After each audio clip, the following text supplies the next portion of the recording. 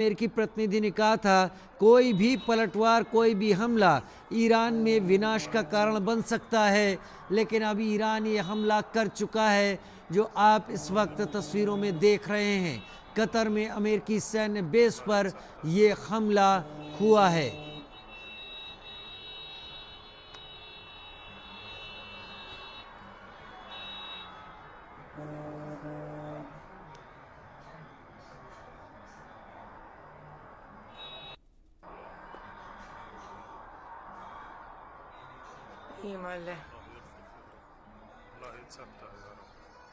Mobile phone के ज़रिए Qatar के आसमान में आ रही इन मिसाइलों को किसी ने अपने मोबाइल कैमरे से रिकॉर्ड किया है। जो तस्वीरें इस वक्त दिख रही हैं, कतर के आसमान में मिसाइलें दिखाई पड़ रही हैं।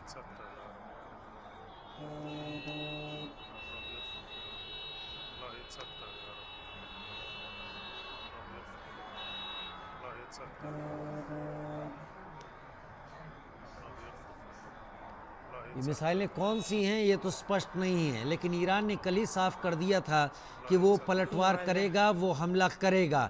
और अमेरिका ने भी कह दिया था कि कोई भी हमला अमेरिका ईरान को अपने विनाश का कारण समझना चाहिए। हमला करने से पहले ईरान ने कतर में अमेरिकी बेस पर हमला किया है। कतर का एयर स्पेस अब बंद कर दिया गया है। बड़ी खबर इस वक्त आपके टीवी स्क्रीन पर ये इस वक्त चल रही है।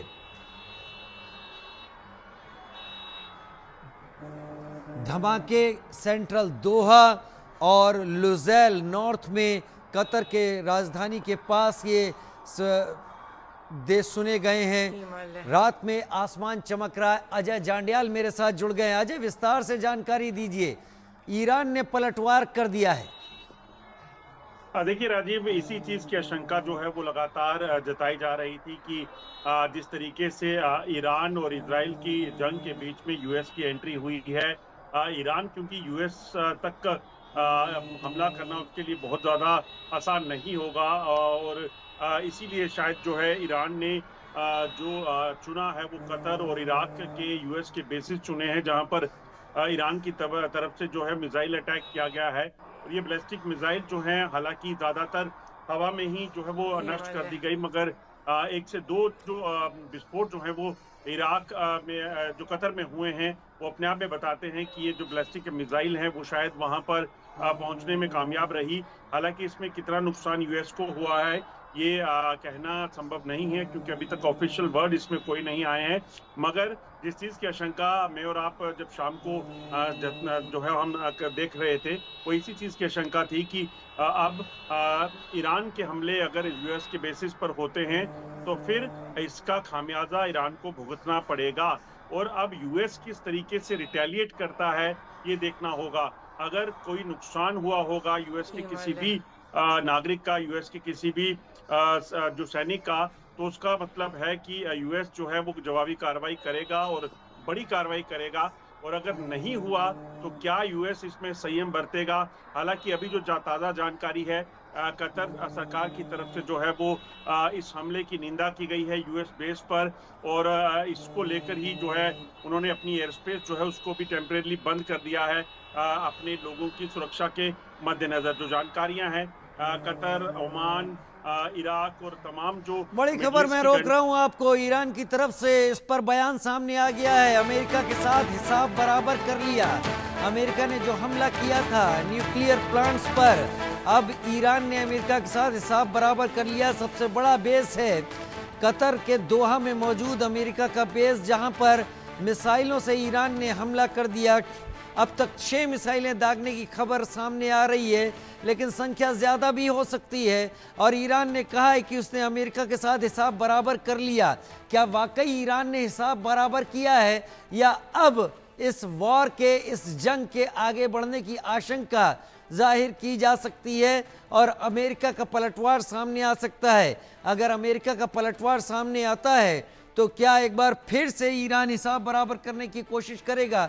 ये बड़ी बात है। लेकिन ईरान की तरफ से बयान आ गया है कि हमने अमेरिका के साथ हिसाब बराबर कर लिया है। अजय जांडियाल, ईरान कह रहा है हिसाब बराबर कर चुके हैं।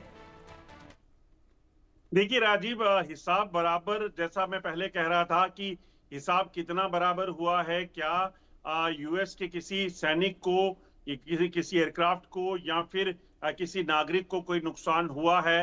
अगर ऐसा हुआ होगा तो फिर ईरान की तरफ से हिसाब बराबर होगा। यूएस इस पर कार्रवाई क्या करेगा, कब करेगा, कैसे करेगा, ये यूएस पर निर्धारित करेगा। मगर जिस तरीके से ये हमला हुआ है उसके बाद मुझे लगता है कि कहीं ना कहीं ये कहीं ना कहीं जंग जो है अगले पड़ाव की ओर बढ़ जाएगी। और उसके बाद जो है वो क्या होगा वो दुनिया देखेगी। क्योंकि अगर ईरान इसे सिंबॉलिक अटैक जो है वो बता रहा है, क्योंकि हमला करने के तुरंत बाद ईरान का ये स्टेटमेंट कि हमने यूएस के साथ हिसाब बराबर कर दिया का फिर ये मायने हो सकते हैं कि उसने एक सिंबॉलिक अटैक किया जिसमें किसी तरह का नुकसान जो है वो यूएस को ना किया हो, और जस्ट अपने लोगों को बताने के लिए अपनी जो रजीम जो वहां पे है इस वक्त ईरान में, वो अगर इस हमले को अंजाम देके सिर्फ ये बताना चाहती हो कि हमने भी हिसाब बराबर कर लिया तो ये मान सकते हैं। मगर अगर कोई भी नुकसान यूएस के किसी एयरक्राफ्ट को, यूएस की किसी प्रॉपर्टी को या फिर सैनिक को, नागरिक को हुआ होगा तो उसके अंजाम जो है वो ईरान के लिए बेहद बुरे होंगे और उसका खामियाजा जो है वो भुगतना पड़ेगा। इस चीज से हिसाब लगाया जा सकता है कि ईरान के आसपास के मिडिल ईस्ट की जितनी कंट्रीज हैं, चाहे वो इराक है, कतर है, ओमान है, पाकिस्तान है, वहां पर यूएस के कई बेसिस हैं। और उन यूएस बेसिस पर से तो छोड़िए, उसके साथ साथ यूएस जो है इसराइल के जरिए और यूएस खुद जो है वो ईरान पर बहुत बड़ा हमला जो है वो करने की क्षमता रखता है।